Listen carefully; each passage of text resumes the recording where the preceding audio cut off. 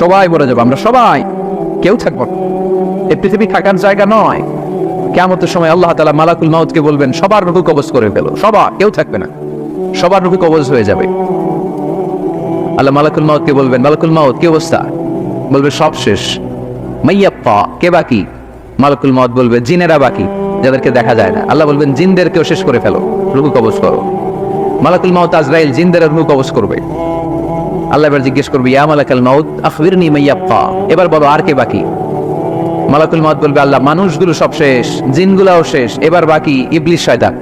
কে বাকি? ইবলিসও শেষ করো, ইবলিসও শেষ।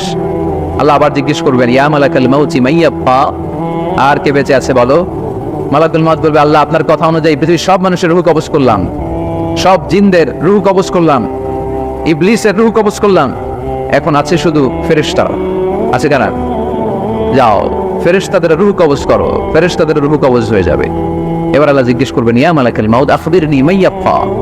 মালাকুল মাউত বলবে আল্লাহ আপনার কথা মতো ধরে ধরে সব শেষ, ফেরেশতাও শেষ, চারজন ছাড়া। কয়জন ছাড়া? জোরে বলেন কয়জন ছাড়া? ইসরাফিল, জিব্রাইল, মিকাইল, আজরাইল। আল্লাহ এই চারজন আমরা বাকি। আল্লাহ বলবে যাও ইযহাব ইনতালিক ইলা জিবরিল ওয়াকবাদ রূহা, জিব্রাইলের রূহ কবজ করো। ইযহাব ইলা ইসরাফিল ওয়াকবাদ রূহা, ইসরাফিলের রূহ কবজ করো। ইযহাব ইলা মিকাইল ওয়াকবাদ রূহা, রূহ কবজ করো। ওই তিন ফেরেশতাও শেষ। এবার আল্লাহ তাআলা জিজ্ঞেস করবেন ইয়া মালাকুল মাউত আখবিরনি মাইয়াপ্পা, হে মালাকুল মাউত আর কে বাকি আছে বলো? মালাকুল মাউত বলবে আল্লাহ আপনার কথা মতো মানুষগুলো শেষ, জিনগুলো শেষ, ইবলিস শেষ, আমার বাকি তিন ভাই ইসরাফিল, মিকাইল, জিব্রাইলও শেষ, শুধু আমি, শুধু আমি। আল্লাহ বলবেন কেউ নাই? মালাকুল মাউত বলবে না আল্লাহ কেউ নাই। এবার আল্লাহ তাআলা বলবেন মালাকুল মাউত তুমি তো সবাইরে মারছো, এবার তুমি মরো, এবার তুমি মরো, তুমি মরো। শোনার সাথে সাথে মালাকুল মাউতের কাঁপুনি ছুটে যাবে, খিঁচুনি এসে যাবে ভয়ে। আল্লাহ বলবেন কাঁপুনি দিয়ে তো লাভ নাই, কারণ কুল্লু নাফসিন যায়িকাতুল। রব্বুল আলামিন বলবেন মালাকুল মাউত কেঁদো না, এটাই দুনিয়ার বিধান, আমি আল্লাহর দেয়া বিধান, এটাই, জন্মালেই মরতে হয়। যাও জান্নাত জাহান্নামের মাঝখানে একটা জায়গা আছে, জায়গাটার নাম হলো আরাফ। এই আরাফের মধ্যখানে যে দাঁড়া, ওখানে যে মালাকুল মাউত কাঁপতে থাকবে। মালাকুল মাউত বলবে আল্লাহ সৃষ্টির শুরুতে যদি জানতাম, সৃষ্টির শুরুতে যদি জানতাম সবাইকে মৃত্যুদান করার পরে, রূহ কবজ করার পরে আমাকেও মরতে হবে, তাহলে এই কঠিন দায়িত্বের ব্যাপারে আপনার কাছে ক্ষমা চাইতাম। আজকে আমারও যে ভাগ্য বরণ করে নিতে হবে সৃষ্টির শুরুতে, এটা কল্পনাই করতে পারি নাই। আল্লাহ বলবেন নো টক মুত ইয়া মালাকুল মাউত, মর, মরে যা, মর, মরে যাও। বলার সাথে সাথে মালাকুল মাউত এক বিকট চিৎকার হাঁকিয়ে মরে যাবে। মালাকুল মাউতের চিৎকারটা সেদিন এত ভয়ঙ্কর হবে, বিষ্ণু ইসলাম বলেন ওই চিৎকারের আওয়াজ যদি পৃথিবীর মানুষেরা কান দিয়ে শুনতে পেত, তাহলে কিয়ামত সংঘটিত হওয়ার জন্য আলাদা করে ইসরাফিলের সিঙ্গার প্রয়োজন হতো না। ওই চিৎকারের আওয়াজে প্রতিটা মানুষ কানের পর্দা ফেটে ওই জায়গায় লাশ হয়ে পড়ে যেত। এবার টানে বায়ে সামনে পেছনে উপরে নিচে কেউ নাই, একজন ছাড়া। জোরে বলতে হবে তিনি কে? আল্লাহ তখন পৃথিবীকে একটা ডাক দিবেন, বলবেন ইয়া দুনিয়া আইনা আনহারুকি, এই পৃথিবী তোর নদীগুলো কোথায়? ইয়া দুনিয়া আইনা আশজারুকি, এই পৃথিবী তোর গাছগুলো কোথায়? বটতলা। ইয়া দুনিয়া আইনাল জিবাল, তোর বড় বড় মাউন্ট এভারেস্ট পাহাড়, আলাস্কা পর্বতমালা, আল্পস পর্বতমালা, এগুলো কোথায়? তুর পাহাড় আজকে কোথায়? ইয়া দুনিয়া আইনাল মুলুক, রাজা বাদশারা কোথায়, যারা ক্ষমতার দাপটে পা জমিনে ফেলতে চাইতো না? আইনাল জাবাবেরা, অত্যাচারী স্বৈর শাসকগুলো আজকে কোথায়? কোথায় আজকে? কোন আওয়াজ নাই। আল্লাহ তখন হুঙ্কার দিয়ে বলবেন লিমানিল মুলকুল ইয়াউম, who belongs the kingdom today. আল্লাহ চিৎকার দিয়ে বলবেন আজকে ক্ষমতা কার? আওয়াজ করে বলেন সেদিন ক্ষমতা কার? আল্লাহ সেদিন প্রশ্ন করে নিজেই নিজের প্রশ্নের উত্তর দিবেন লিমানিল মুলকুল ইয়াউমা লিল্লাহিল ওয়াহিদিল কাহ্হার। সেদিন ক্ষমতা দুনিয়ার কোনো রাজার নাই, কোনো বাদশার নাই, কোনো স্বৈর শাসকের নাই, কোনো সুলতানের নাই, কারো নাই। সেদিন ক্ষমতা চলবে একজনের, তিনি কে? তার নাম হচ্ছে রহমান। তার নাম কি? আরো জোরে বলেন কি নাম?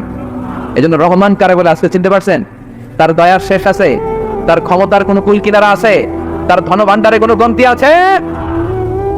এজন্য লা বিশাইহি মিন নিআমিকা রাব্বানা নুকাযযিবু ফালাকাল হামদ, we don't deny any of your mercy and blessings, all praises to you. আল্লাহ তোমার কোন নিয়ামতকে আমরা অস্বীকার করি না। এই মানব জাতি আর জিন জাতি, আমি আল্লাহর কোন নিয়ামতকে তুই অস্বীকার করবি? কোন নিয়ামতকে অস্বীকার করবি? যখনই এই আয়াতটা আমি পড়তাম তাইফের ময়দানে, জিনেরা উত্তর দিত, লা বিশাইইন মিন নিআমিকা রাব্বানা নুকাযযিবু ফালাকাল হামদু। আল্লাহ তোমার কোন নিয়ামতকে আমরা অস্বীকার করতে পারবো না। আমরা পুরো জিনের গোষ্ঠী আজকে ঘোষণা দিলাম, আল্লাহ তোমার কোন নিয়ামতকে অস্বীকার করার কোন জো আমাদের নাই, কোন সুযোগ আমাদের নাই। সকল নিয়ামতের প্রশংসার মালিক তুমি। তিনি কে?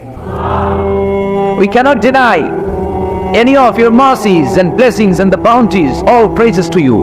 আল্লাহ সব ক্ষমতার মালিক তুমি, সব প্রশংসার মালিক তুমি। একটা নিয়ামত অস্বীকার করার ক্ষমতা আমার নাই। এত ভালোবাসতেন বিষ্ণু ইসলাম সূরাটাকে। আবার বাইহাকির এক বর্ণনায় ইমাম বাইহাকি বলেন, আল্লাহর হাবিব সাল্লাল্লাহু আলাইহি ওয়াসাল্লাম ইরশাদ করেছেন, ইন্না লিকুল্লি শাইইন আরুস ওয়া আরুসুল কুরআনি সূরাতু আর-রাহমান। আলেম ওলামারা বলেন তো আরুস মানে কি? মাশাআল্লাহ, নববধূ। আরুস মানে নতুন বউ। আরুস মানে সবাই বলেন নতুন বউ, নববধূ। আল্লাহর হাবিব বললেন লিকুল্লি শাইইন আরুস, সবার একটা করে নববধূ হয়। আর কোরআনের নববধূর নাম সূরা আর-রাহমান। ইন্না লিকুল্লি শাইইন আরুস ওয়া আরুসুল কুরআনি সূরাতু আর-রাহমান। দুনিয়ার প্রত্যেকের জন্য আল্লাহ একজন করে নববধূ দান করেছেন। আল্লাহর কোরআনেরও একটা নববধূ আছে। এই কোরআনের নববধূর নাম সূরা আর-রাহমান।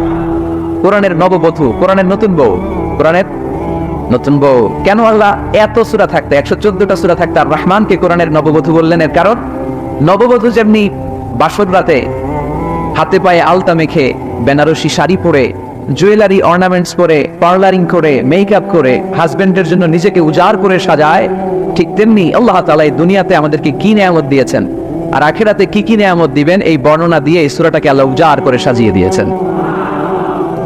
এজন্য এই সূরার নাম হচ্ছে আরুস আল কোরআন। কোরআনের নববধূ, সবকিছুর নববধূ আছে। আর কোরআনের নববধূর নাম সবাই বলে আর-রাহমান। এবার আমরা জানবো কোন প্রেক্ষাপটে এই সূরাটা নাযিল হয়েছে। আল্লাহ হাবিব সাল্লাল্লাহু আলাইহি ওয়াসাল্লাম মক্কার কুরাইশদেরকে বলতেন, আল্লাহর ইবাদত করো, আল্লাহর জিকির করো, আল্লাহর সিজদা দাও।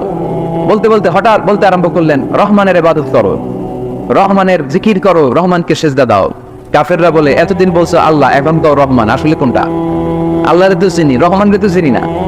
এতদিন আল্লাহ আল্লাহ বলেছে, আল্লাহকে তো আমরা সবাই চিনি, চিনি না রহমানকে। ওয়া ইযা কিলা লাহুম উসজুদু লির-রাহমানি ক্বালু ওয়া মার রাহমান। বিশ্বনবী যখন মক্কার জমিনে কাফেরদেরকে বলল, তোমরা রহমানের পায়ে সিজদায় লুটিয়ে পড়ো, কাফের মুশরিকরা বলতে আরম্ভ করলো, রহমানকে, রহমান রে চিনি না, রহমান রে জানি না। আল্লাহ রে চিনি, রহমানকে?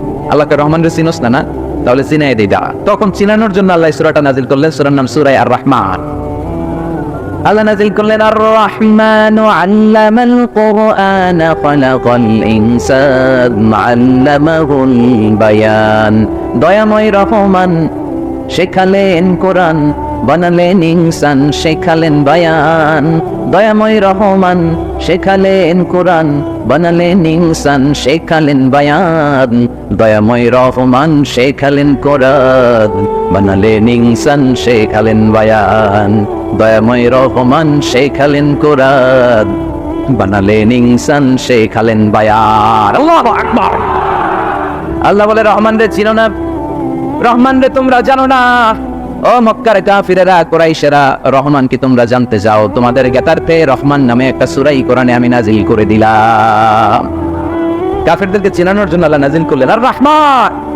আমার পরিচয় শোনো, পুরো সূরাটা আল্লাহর পরিচয়। কি করেছেন তিনি, কি নিয়ামত দিয়েছেন? আমার নাম আর-রাহমান, আল্লামাল কোরআন। শুধু আমি রহমান নই, আমি কোরআন শিখিয়েছি। কোরআন শিখাই কে? শুধু কোরআন শিখিয়ে বসে থাকি না। খালাকাল ইনসান, আমি মানুষ বানিয়েছি। মানুষ বানিয়েছে কে? শুধু মানুষ বানিয়ে বসে থাকেন নাই, আল্লামাহুল বায়ান। মানুষকে আমি বায়ান শিখিয়েছি, বর্ণনা করার যোগ্যতা দিয়েছি। মানুষের মুখে মুখে আমি ভাষা দিয়েছি। এই যে নানান ভাষায় গোটা বিশ্বের মানুষ কথা বলে, ভাষাগুলোর মালিক কে? ওয়া ইযা কিলা লাহুম উসজুদু লির-রাহমান ক্বালু ওয়া মার রাহমান। আল্লাহ হাবিব যখন বললেন, এই কাফিরেরা, রহমান রে সিজদা দাও, ওদের প্রশ্ন, রহমান কে? রহমান রে চিনি না, জানি না। আল্লাহ বললেন, রহমান চিনো না, রহমান জানো না, রহমান কারে কয় আজকে ব্যাখ্যা সহকারে বুঝাই দিব। সুবহানাল্লাহ পড়েন। ঠিক ওই মুহূর্তে আল্লাহ তাআলা ইয়া রহমান সূরাটা নাযিল করে দিলেন।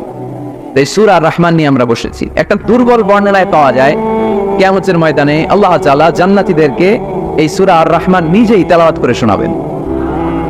আমরা আল্লাহর তেলাওয়াত শুনতে চাই কি চাই না? চাই কি চাই না? আল্লাহ যেমন সুন্দর, আল্লাহর তেলাওয়াত, আল্লাহর কথা যেমন সুন্দর, আল্লাহর তেলাওয়াত সুন্দর। আল্লাহ নিজের পরিচয় দিলেন আর রহমান, আমি বললাম দয়ার সাগর। রহমান মানে দয়ালু, করুণাময়। রহমান মানে the most merciful, the most gracious.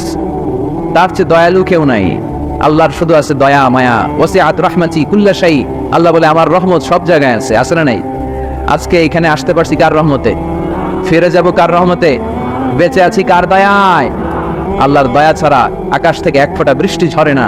আমার আল্লাহর দয়া ছাড়া গাছের একটা পাতা ঝরে না। আমার আল্লাহর দয়া ছাড়া এক ফোঁটা শ্বাস নিঃশ্বাস কেউ নেয়ার ক্ষমতা রাখে? এজন্য আল্লাহ বললেন আমি দয়ালু, আমি দয়ার সাগর, আমি মায়ার সাগর। আমার চাইতে বেশি দয়ালু কেউ হতে পারে না। আরশের মধ্যে আল্লাহ লিখে রেখেছেন সাবাকাত রাহমাতি গাদাবি, আমার রাগ আছে আবার আমার দয়াও আছে, কিন্তু আমি আল্লাহর রাগের চেয়ে দয়া বেশি। আবার আল্লাহর রাগ আছে না নাই? দয়া আছে না নাই? কিন্তু বেশি কোনটা? জোরে কোন, আর জোরে। আমার আল্লাহর দয়া বেশি, অনেক দয়া, এত মায়া। আমি আমারে কত ভালোবাসি, তার চেয়ে আমার বেশি ভালোবাসে কে? আমার আম্মা আমাকে কত ভালোবাসে, তার চেয়ে আমাদেরকে বেশি ভালোবাসে কে? খেয়াল রাখবেন, আল্লাহর দয়া ছাড়া পৃথিবীতে আমাদের বেঁচে থাকা সম্ভব। আল্লাহর দয়া ছাড়া আমাদের জান্নাতে যাওয়া সম্ভব। বিশ্বনবী বললেন মান নুকিশা উযিবা, কিয়ামতের দিন যাদের হিসাব নেওয়া হবে ওই বেটা শেষ, ওই বেটা শেষ। আল্লাহ যদি বলে এই নামাজ পড়লি না কেন, রোজা রাখলি না কেন, খাদ্যে ভেজাল দিলি কেন, ওজনে কম দিলি কেন, মাছে ফরমালিন দিলি কেন, যৌতুকের জন্য বউ পিটালি কেন, টেবিলের নিচ দিয়ে ঘুষ নিলি কেন, একটা একটা করে যদি আল্লাহ ধরে, একটা একটা করে যদি আল্লাহ জিজ্ঞেস করে, আমাদের উত্তর দেওয়ার কোনো সুযোগ আছে? চিল্লায় বলেন আছে? আর যদি আল্লাহ একটু আমাদেরকে দয়া করে, আর যদি আমার আল্লাহ আমার একটু মায়া করে, আর যদি আল্লাহ তাআলা আমার একটু রহম করে, কেউ আমার ঠেকায় রাখতে পারবে? রোজ হাসরে হে আল্লাহ আমার করোনা বিচার, আল্লাহ করোনা বিচার। রোজ হাসরে হে আল্লাহ আমার করোনা বিচার, আল্লাহ করোনা বিচার।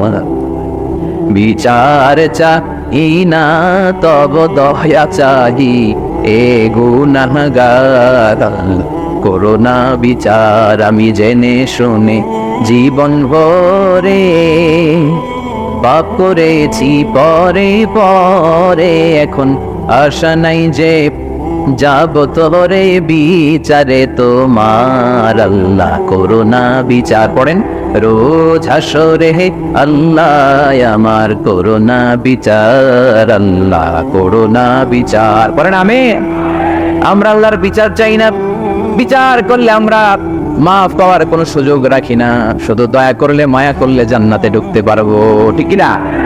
এজন্য বিশ্বনবী বলতেন মান নুকিশা উযিবা, যার হিসাব আল্লাহ তাআলা নেওয়া শুরু করবেন সে হালাক হয়ে যাবে। মান নুকিশা হালাকা, সে ধ্বংস হয়ে যাবে। হিসাব আল্লাহ যদি চেয়ে বসে, বাঁচার কোনো উপায়? কেউ রহমত ছাড়া জান্নাতে ঢুকবে না। আম্মা জানা এসে বললেন ইয়া রাসূলুল্লাহ, ইয়া হাবিবাল্লাহ,